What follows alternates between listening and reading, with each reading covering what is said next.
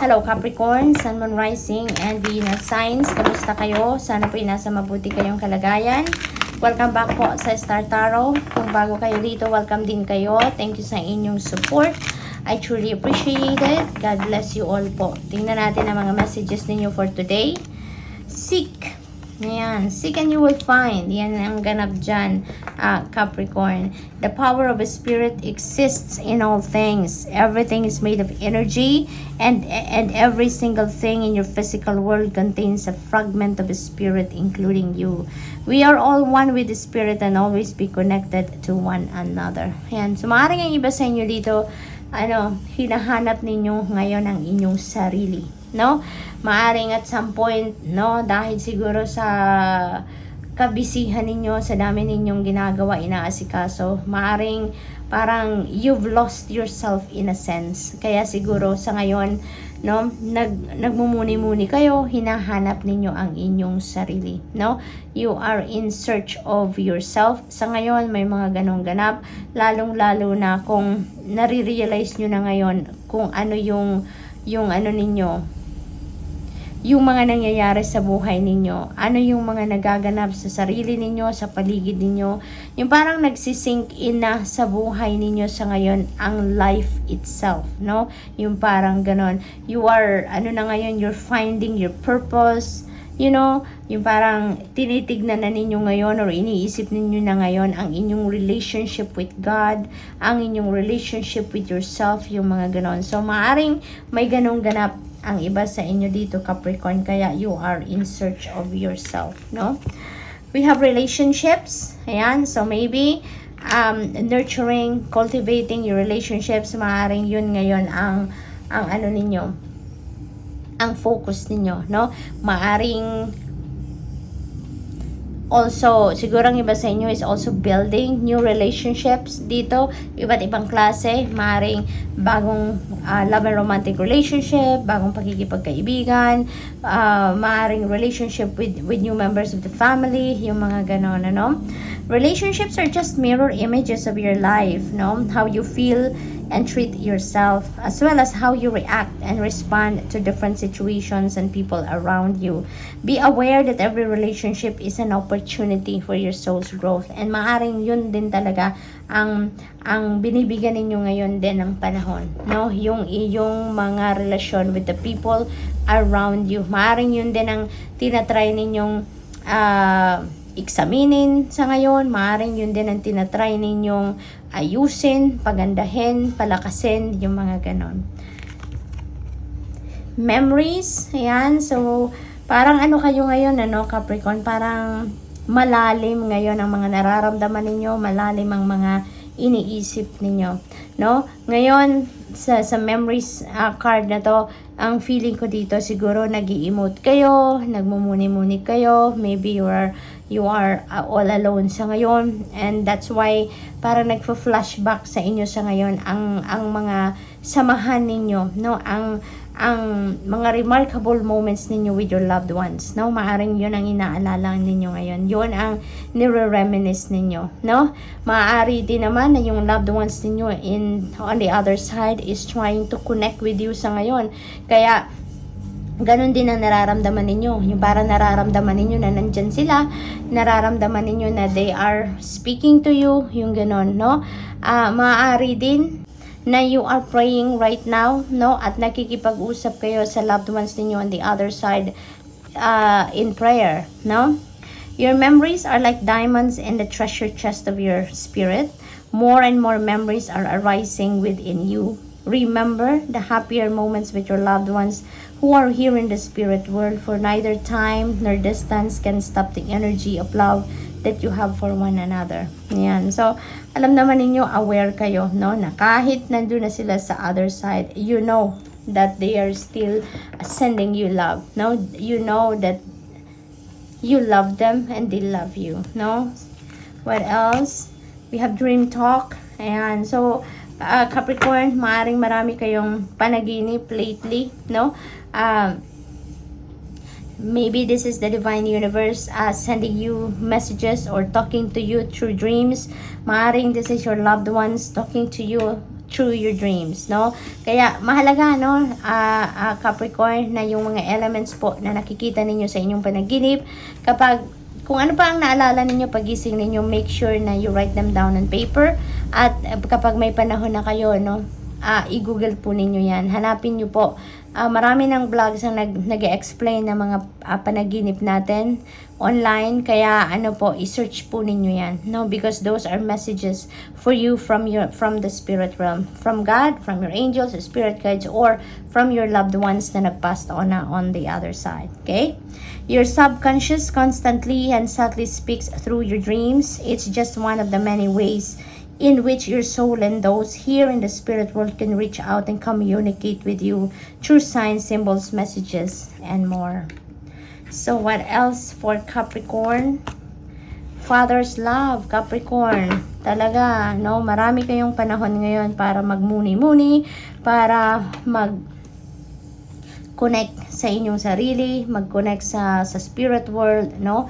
And ang napipick up ko dito sa Father's love energy, siguro kayo, no, na nagre-resonate sa mensaheng ito, sa Father's love energy na to, it feels like to me that your dad already passed on the other side. Maaring yung dad ninyo ay nandun na sa kabila, and maybe yun ang maaring siya yung naaalala ninyo sa ngayon. Maaring siya yung kinakausap ninyo sa ngayon in prayer, no? Kasi meron tayong memories card. So, maaring nami-miss ninyo siya. Na-miss nyo na ang dad ninyo. That's why you are talking to him in prayer sa ngayon. Maaring ganon ang ganap, no? Maaring nire-reminisce ninyo ngayon, nire-recall ninyo ngayon ang mga experiences ninyo in the past, yung mga bonding moments ninyo with your dad, no? Yung ganon. And, you know, no? You know that yung pagmamahal ninyo sa inyong ama or yung pagmamahal ng ama ninyo sa inyo ay solido. Kahit wala na siya dito sa mundo, yung katawan niya, you know that nagpapadala pa rin ng pagmamahal ang inyong tatay sa inyo. And ganun din kayo. Kahit nandun na siya sa other side, hindi rin nagbabago ang love ninyo for your dad, no? A father's love for his son or daughter never dies. The strength gained from such love is often unquantifiable, and that it can be tapped into at any time for whatever reason, whether your father is still here or has passed. A father's love is one of the strongest bonds any of us will ever experience. Capricorn, that's all I have for you for today. Thank you for watching. Love and light. Namaste. Hello Virgo, Sun, Moon, Rising, and Venus signs. Kamusta kayo? Sana po nasa mabuti kayong kalagayan. Welcome back po sa Star Tarot. Kung bago kayo dito, welcome din kayo. Thank you sa inyong support. I truly appreciate it. God bless you all. Tingnan natin ang mga messages ninyo, Virgo. Kunin na natin ito. Lumipad na siya. Caregiver. Wow, Virgo. Maaring ang iba sa inyo dito, Virgo, is a caregiver. Maaring that is your profession. Yun ang trabaho ninyo. Maaring nag-aalaga kayo ng mga elders, nag-aalaga kayo ng mga bata. Maaring yun ang inyong ginagawa for a living, no? Maaring nagtatrabaho kayo sa mga facility, no, na nangangalaga ng mga bata or nangangalaga ng mga elders. It is also possible that maybe you are taking care of your parent, no? Maaring nangangalaga kayo ng dad ninyo, ng mom ninyo, or inaalagaan ninyo ang in-law ninyo, yung mga ganon, no? Yun lang din naman na-pick up ko dyan. We are with you, and the Spirit has its own way of recognizing the care and love you provide to others, especially at the end of their lives. Just as you received care and love at the start of your life, caregivers often focus all their attention on their loved ones and often neglect their own concerns and well-being in the process. Ayan, Virgo. Kahit nag-aalaga kayo ng mga tao, sa mga mahal ninyo sa buhay, magulang ninyo. Also, wag ninyong kalimutan ang inyong sarili. Because you need that. Kailangan ninyo ng lakas din, no, para mapangalagaan ninyo ng mabuti ang mga mahal ninyo sa buhay. Kaya, wag ninyong kakalimutan ng pag-aalaga sa inyong sarili, no? Bigyan ninyo ng kahit konting pagkakataon ng inyong sarili na makapag-rejuvenate kayo, makapag-recuperate, makapag-recharge kayo lagi, no? So, what else? We have nature. Ayan. So, this is an invitation for you. No? Kasi siguro, hindi na rin kayo nakakapag-spend time with nature. Hindi na kayo nakakapaglakad-lakad man lang. Hindi naman lang kayo nakakapag, alam mo yun, nagkakaroon ng panahon para mag-spend ng time by the beach or sa park, mga ganon, ano? So, nature is inviting you, no, to spend time with them, no? Dahil lang nature spirits is very healing, Virgo. It's very healing, it's very therapeutic. Yung stress na nararanasan ninyo dahil sa pagiging caregiver ninyo ay hihigupin lang yan. Saglit lang na hihigupin yan ng nature spirits.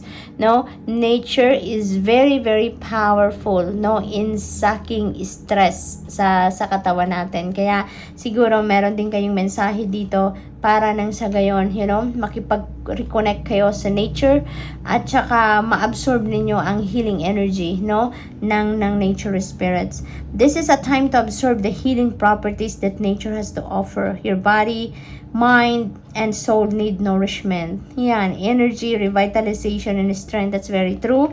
Nature has much to offer, so take this time to connect and spend some quality time outdoors. You really need this one, Virgo. You really need this one because hindi easy. Hindi madali ang mag-alaga ka ng mga tao. Hindi madali ang mag-alaga ka ng magulang. No? Hindi madali.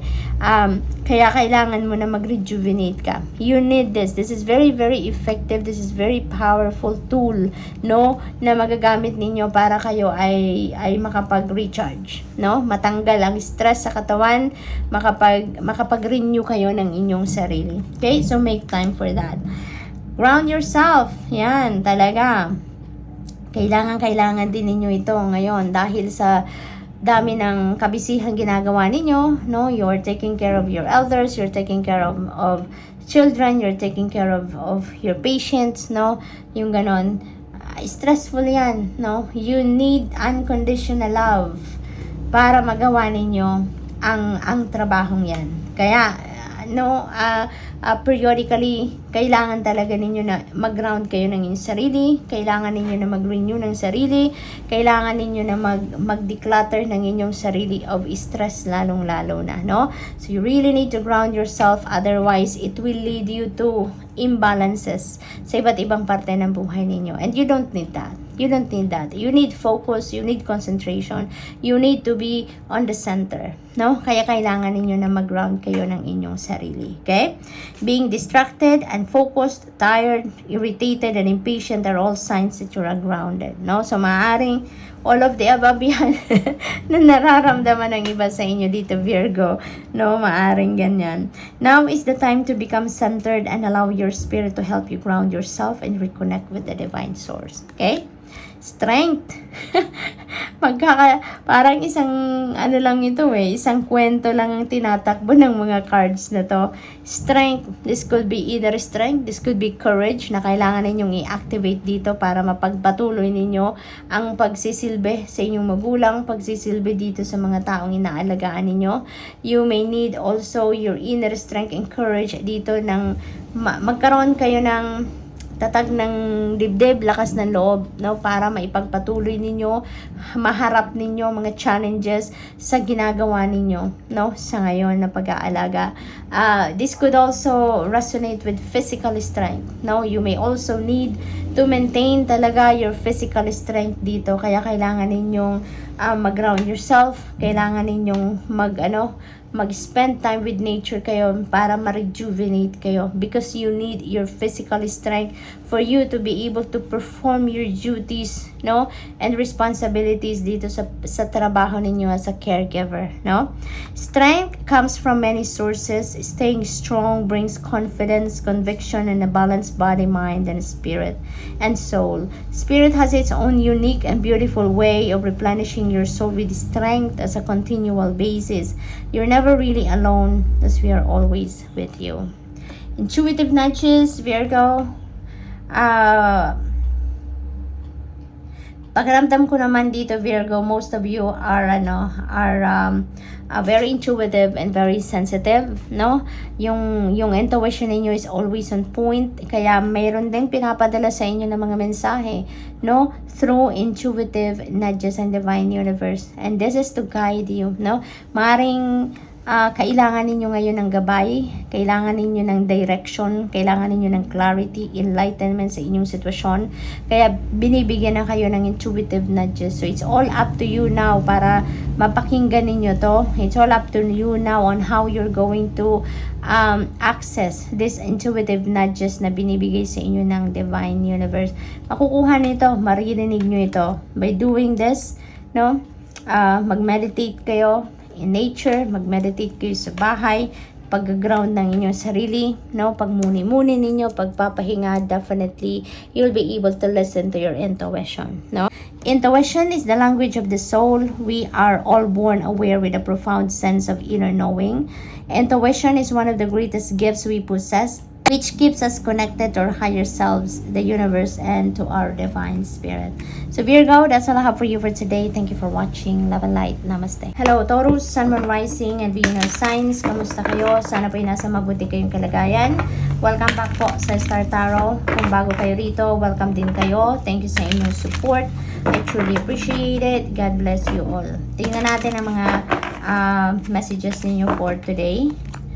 Intuitive nudges, Taurus. Maybe you are in need of divine guidance, you are in need of clarity, enlightenment dito, clear direction, no? Maaring ganun ang kailangan ninyo, kaya pinapadalhan kayo ng intuitive nudges dito ng divine universe. So it's all up to you on how you're going to access that, but definitely you need to put yourself into stillness, no? Para nang sa gayon marinig ninyo ngayong intuition, because you know, yung mensahe na pumapasok sa atin through our intuition, parang bulong lang yan.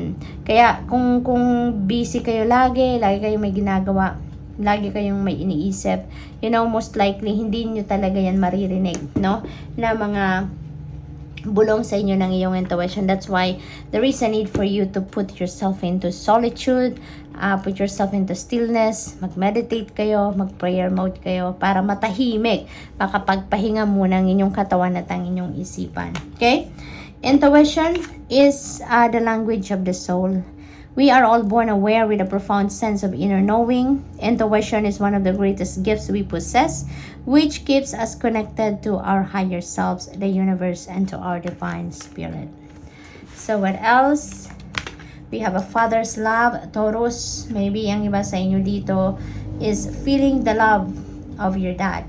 Talaga, maaring yung dad ninyo ay kausap ninyo sa ngayon, maaring yung dad ninyo ay nasa malayong lugar siguro at namimiss kayo, maaari din ganun ang ganap. It is also possible that ikaw yung nakakaalala sa dad mo ngayon. Maybe you are reminiscing the bonding moments, yung mga experiences mo with your dad when you were a kid, when you were young, yung ganon. So maaaring binabalikan mo yan sa ngayon, maaaring naaalala ninyo ang dad ninyo sa ngayon.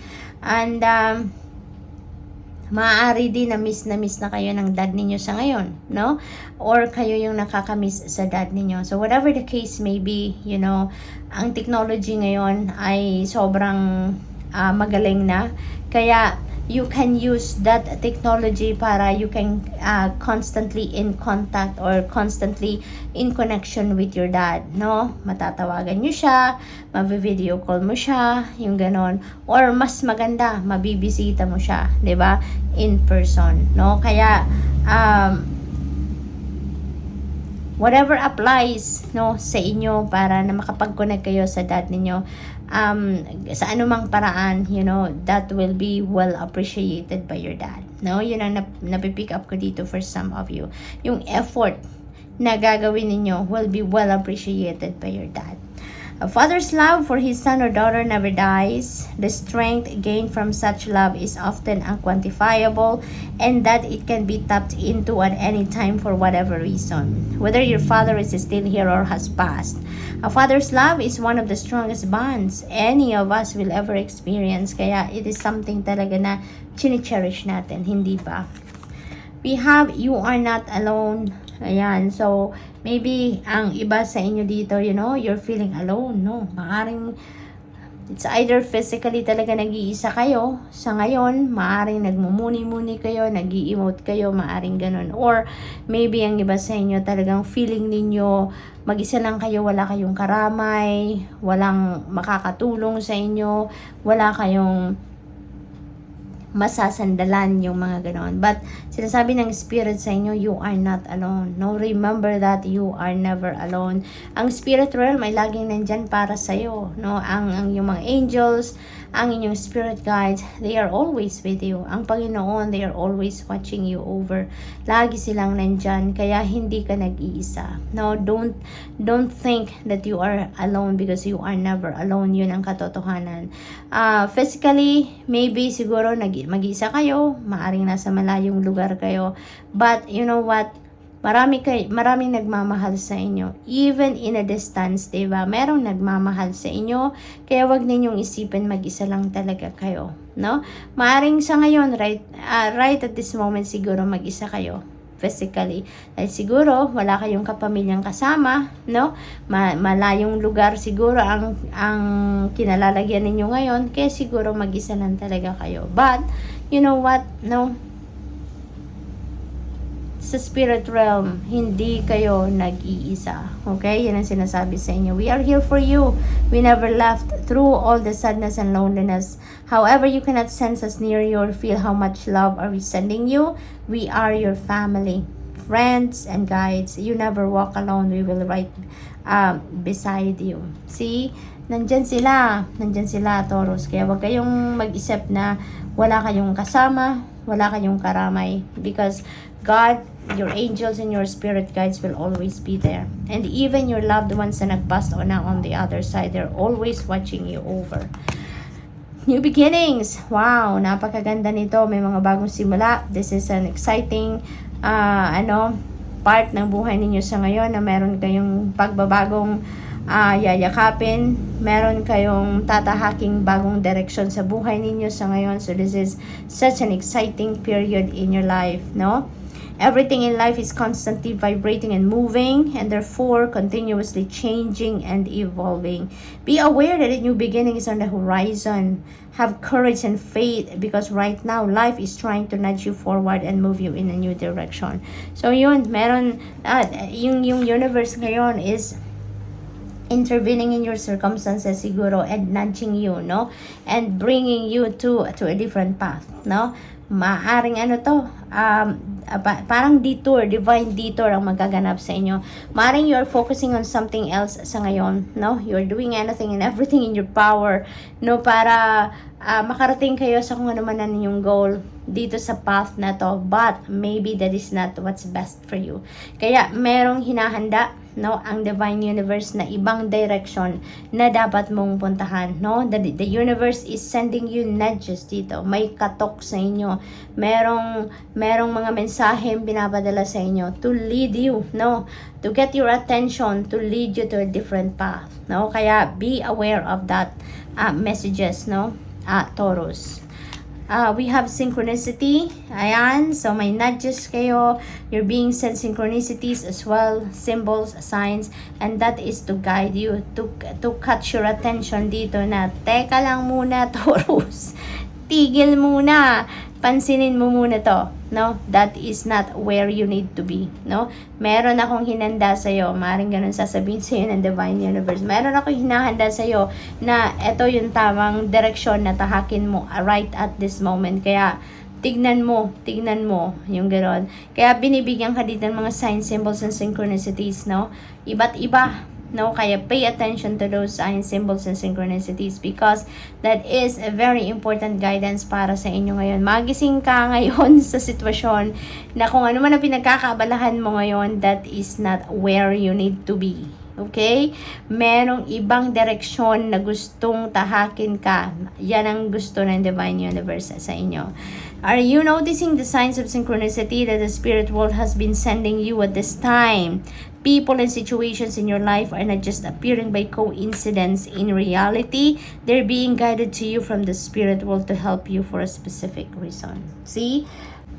God works wonders sa buhay natin through other people by using a channel, no? Ang mga tao dumadating sa buhay natin for a purpose. Hindi lang yan dahil nakilala lang natin, no? Hindi nakilala ko lang, pinakilala lang sa akin. That is being brought sa buhay natin. There is a purpose for that encounter, no? Maaring yung mga taong yan ngayon na makikilala ninyo, or mga taong lumalapit sa inyo, or mga taong nai-encounter ninyo, maaring sila, no, ang magbibigay sa iyo or mag-guide sa inyo dito sa earthly realm, no, na kung saan kayo dapat pumunta. Maaring may mga bagong opportunities dito na parating na sila yung panggagalingan, sila ang maghahatid sa inyo niyan, because you really need to be on a different direction. So Taurus, that's all I have for you for today.